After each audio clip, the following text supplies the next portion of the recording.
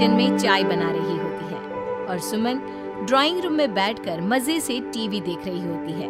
तभी दरवाजे की घंटी बजती है। प्रिया, जरा देखना तो कौन आया है। देखती हूँ मम्मी जी। प्रिया दरवाजा खोलती है तो सामने पड़ोस वाली विमला आंटी खड़ी होती है। नमस्ते आंटी जी, कैसी हैं आप? मैं तो बिल्कुल ठीक हूँ बेटा, पर तेरी सास को क्या हुआ है? आजकल कहीं दिखती ही नहीं है। जब देखो तब टीवी के आगे जमी रहती है। अंदर तो आइए आंटी।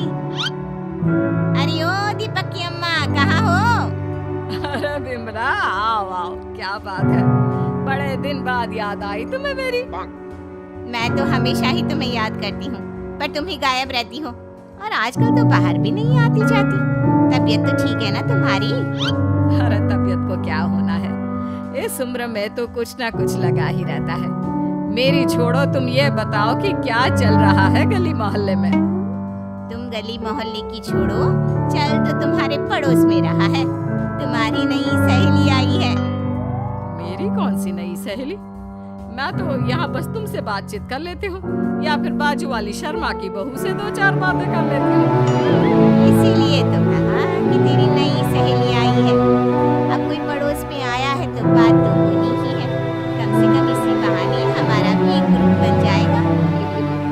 फिर सब मिलकर अपनी बहुओं की शिकायतें किया करेंगे। दोनों हंसने लगते हैं। तभी प्रिया चाय लेकर आती है और सामने टेबल पर दोनों चाय पीती हैं और बातें करती हैं। चलो मैं चलती हूँ, अब कल मिलते हैं। राम राम। अगले दिन प्रिया किचन में कुछ काम कर रही होती है और सुमन आराम से सोफे पर बैठकर मटर छील रही होती है। तभी डॉक्टर बजती है। प्रिया दरवाजा खोलती है तो सामने उनकी नई पड़ोसन खड़ी होती है। जी, आप कौन? मैंने पहचाना नहीं। नमस्ते बेटा, मैं शारदा, आपके बगल वाले घर में अभी 2-4 दिन पहले ही शिफ्ट हुआ है। ओह, अच्छा। नमस्ते आंटी, अंदर आइए ना आप। देखिए तो मम्मी जी, आज कौन आया है? इतना कहकर प्रिया किचन में चाय बनाने चली जाती है। नई पड़ोसन को घर में देखकर सुमन थोड़ा हैरान हो जाती है। नमस्ते बहन जी, मैं शारदा, आपकी नई पड़ोसन। अच्छा, आप है हमारी नई पड़ोसन। आइए और बताइए, कैसी हैं आप? जी बहन, ठीक हूँ। वो दरअसल घर पर छोटी सी पूजा रखवाली थी, बस उसी को प्रसाद देने चली आई। सोचा इसी बहाने नए पड़ोसियों से भी मुलाकात हो जाएगी। ये तो बहुत अच्छा सोचा आपने। सुमन प्रिया को आवाज लगाती है। अरे ओ बहू, जरा चाय पानी का तो आके पूछ लो। ये आजकल की बहुएं भी ना, जब तक बोलो नहीं तब तक कुछ नहीं करेंगी।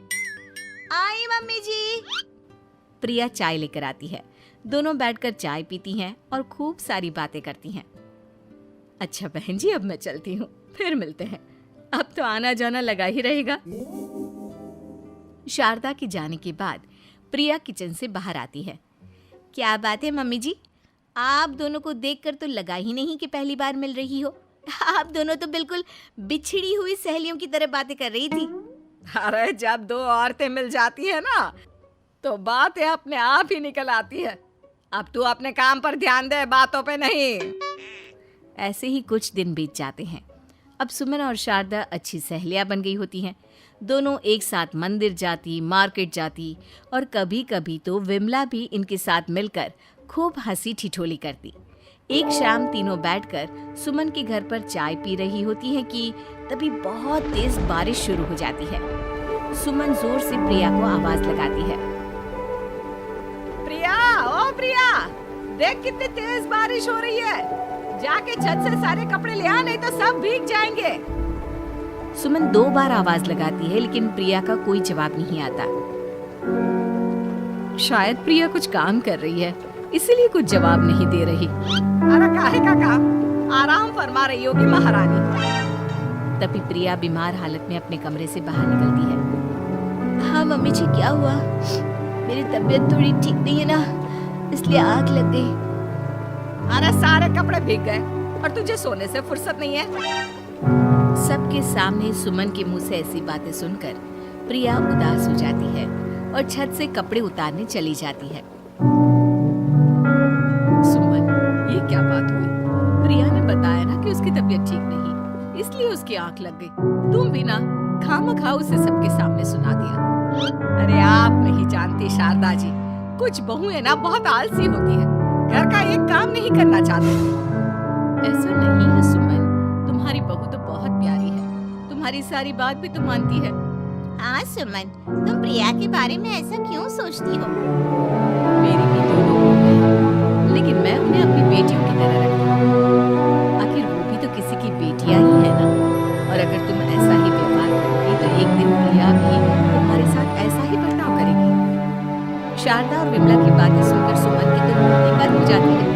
वहीं प्रिया भी बाहर से सारी बातें सुन रही होती है। अरे मैं कोई उसकी दुश्मन थोड़ी ना हूँ, मैं भी उसकी माँ हूँ, लेकिन कभी कभी सास बनना पड़ता है, नहीं तो बहुएं हाथ से निकल जाती है। देखो सुमन, ये सब सोच का फर्क है। अगर तुम ये सोचोगी तो कभी प्रिया को अपनी बेटी नहीं बना पाओगी। इतना कहकर शारदा और विमला वहां से चली जाती है और सुमन अकेले बैठकर उनकी बातें सोचने लगती है। अगले दिन प्रिया और दीपक अपने कमरे में बैठकर बात कर रहे होते हैं और सुमन उनके कमरे के बाहर कुछ काम कर रही होती है और उन दोनों की बातें सुन लेती है। दीपक, तुम्हें पता है हमारे पड़ोस में जो शारदा आंटी है ना, बहुत अच्छी है। अच्छा, ऐसा क्या हो गया जो तुम्हें वो इतनी अच्छी लगने लग गई? कुछ खास नहीं, बस कल जब मम्मी जी मुझे सबके सामने सुना रही थी तो शारदा आंटी ने मेरा साथ दिया। मैं तो सच में हैरान ही रह गई थी जब उन्होंने मम्मी जी को मुझसे ऐसा बर्ताव करने के लिए मना किया। अच्छा, फिर क्या हुआ? होना क्या था, शारदा आंटी तो मम्मी जी को समझा ही रही थी कि बहू को भी बेटी की तरह ही रखना चाहिए, लेकिन मम्मी जी तो मम्मी जी है ना, उन्हें तो मुझ में हमेशा कमी ही दिखती है। काश मुझे भी शारदा आंटी जैसी सास मिली होती जो मुझे भी अपनी बेटी जैसी समझती। सुमन ये सब सुनकर बहुत उदास हो जाती है और वहां से चली जाती है।